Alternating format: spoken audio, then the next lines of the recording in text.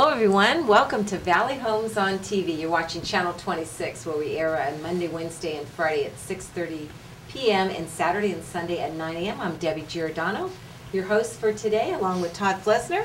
Hey Deb, how you doing? Hey, really good. We're traveling around the city, aren't we? We are. We do like to get around Milpitas and showcase folks, what makes Milpitas such a great place to live. Awesome. Would you like to introduce our guest today? I would be delighted to. We're here at Milpitas High School, and we have the pleasure of talking with our school principal here, Ken Schlaff. Mm-hmm. So, welcome, Ken. Yes, this is great to be here. Yeah, nice. We're in the Thanks for conference inviting room, me. I think. Yeah, we're in the conference room Okay. at Milpitas. We're not in the office where you have the bad guys go. No office for you today.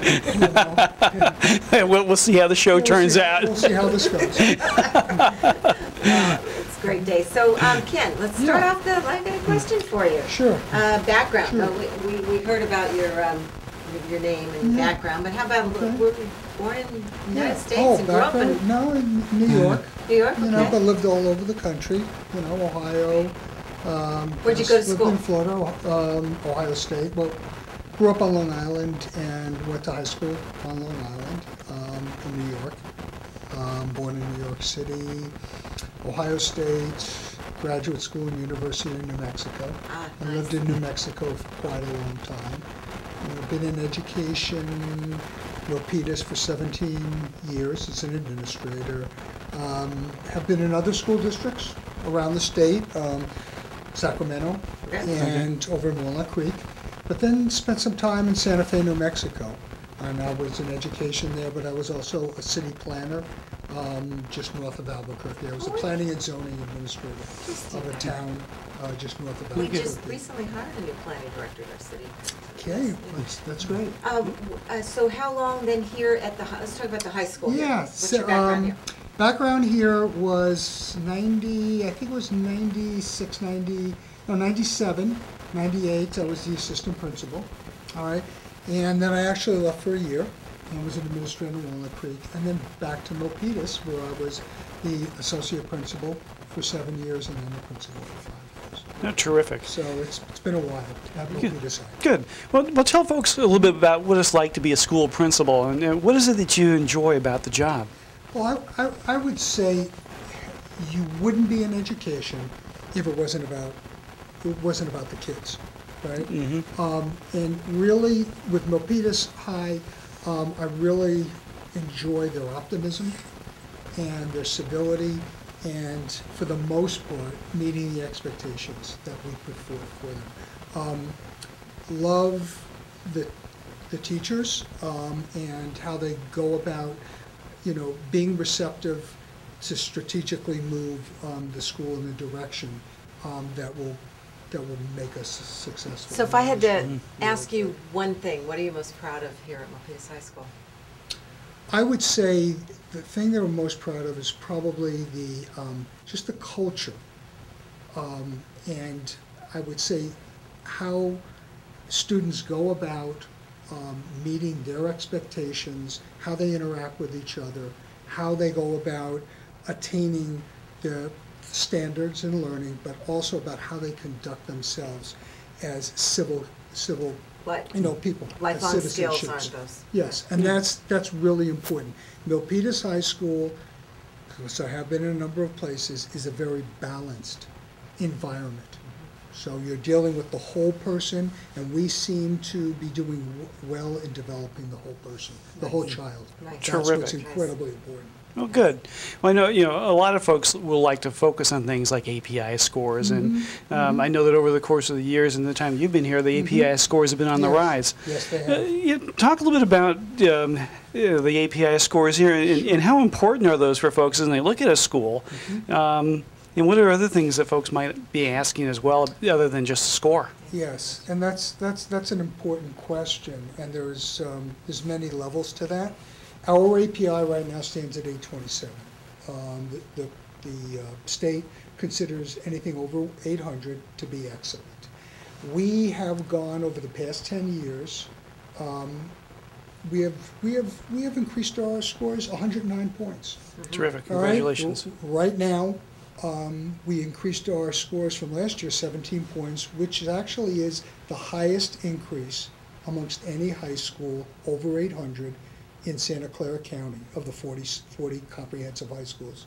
For those over 750, we are the second highest increase, right? Terrific. For all of our subgroups, we have increased 131 points, which Terrific. is, amongst all of the other comprehensive high schools, is the sixth highest.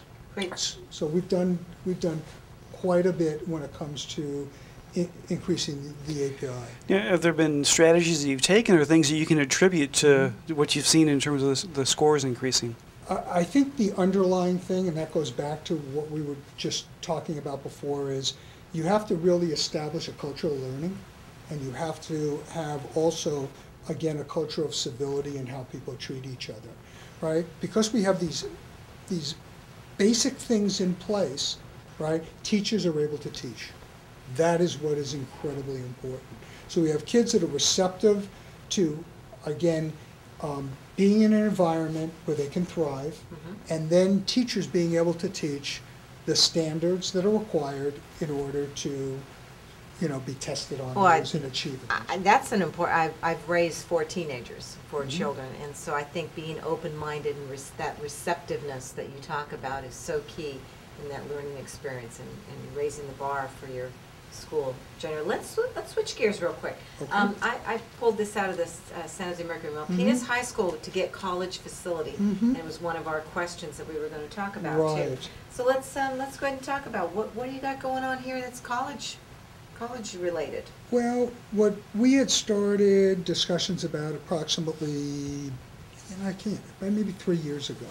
We had discussions with Evergreen Community College District about bringing a program on to Milpitas High School and actually building a facility here, because a partial tax was passed, I don't know, I think it was 2004. And actually, there was $10 million that was going to be committed from Evergreen Community College to, Milpitas, because the northern part of the district is really not served. So we've been in dialogue for a number of years. We have begun a pilot program, which we started last year. We actually offer community college courses. We have 4 that are offered on campus, where Evergreen professors are here, or instructors are here, and they offer those courses. Right now, in fact, as I speak, in another, 1 hour, we will go over, and there will be a signing off, right, with Evergreen Community College for the commitment of that particular structure, and what that facility. And the building of the facility. That's correct. Where is it going? You seem to be short. You've got a lot of students in here, a little bit of land. That's correct. I was kind of surprised, and I thought, where are they going to put this thing? And that really is something that we will do a walk around. We had an original space, but there are other options on the thing. I can't commit now. I know I have an idea in my head which I think would be an appropriate place, but we're going to do a walk around again. We had started one 3 years ago. Now that's going to occur again, and we're going to have other players that are going to be doing this walk around, and we're going to look at all the things that are going to come together that would be the most appropriate. But you've got the green light to go forward now, so you're going to go Oh, Yes. good. Now, that's just fantastic. I know there are AP classes and other sorts of programs where kids can get college credits as well while they're here. What other special programs do you have here at Milpitas High that are helping prepare our students for a successful life? Well, we have a full range of curricular offerings. What's really important is that the majority of the courses that we have, the vast majority, are qualified by the University of California and CSU, California State, that they're validated to meet their admission requirements. So if a student goes and they take a six-period load, all right, the chances are that all of those courses, the vast majority, will be validated by California State University as well as UC. So therefore, a student that takes that load, right, is already going to be in a position that they're going to be ready or have readiness for college because of the requirements and the objectives that are given for those particular courses. Let me ask, especially being located here in Silicon Valley, how about technological advantages? What do you have here? Yeah, right here we have 3 academies. So those are schools within a school. So those are You have a robotics, don't you? Yeah, we have a robotics. That is actually a club and a program that is a voluntary program, and it's a sanctioned club that's on campus. But curricular-wise, we actually have an engineering academy. And the engineering academy is one of the academies that is sponsored by the state of California, which is a partnership academy. And obviously by the name is, they have a curricular focus, right, that hones in on engineering. We also have full gamut of architectural design courses. We have many courses that deal with video production as well as art production design. So there's a number of things that we have embedded within our curriculum that are technologically Would those oriented. be vocational related type of things? Today it kind of crosses both fields. In other words, you might say that it's vocational in somewhat, but for a true vocational, as it's defined, we have numbers of kids that go to off-campus for 3 periods in the day, and they go to CCOC, which is Metro Ed, Southern We had Policy that when we were in high school, like 30 years ago. Does they still offer those programs? Yes, they do, and we have a number of students that are in that for 3 periods for part of it. Interesting. So Okay. we're doing those kinds Okay. of things as well. They have those offerings. Terrific. Well, I know my kids, 2 of them have gone through Milpitas High here, and did a great job of preparing them for going to college. But also the tract is also there then for those who are looking for vocational opportunities. Yes, there are offerings that are provided for them. Great. So, as we look around town, we've been seeing a little bit of building going on, particularly in the Main Street corridor. How has that impacted things like enrollment here at Milpitas High and your projections for the future and your capacity to be able to handle additional students? Right, and that's been discussion. Probably your biggest that we've challenge. had. Yeah, facilities. It's really about facilities, especially as we move into something called Common Core standards, which will happen in another two years. There'll be no longer STAR testing, CST testing, the Common Core, and the kinds of things and instruction that students will have to engage in will require different kinds of facilities. So yes, that is of great impact. We try to use every available space that we have at Milpitas High School, because we do.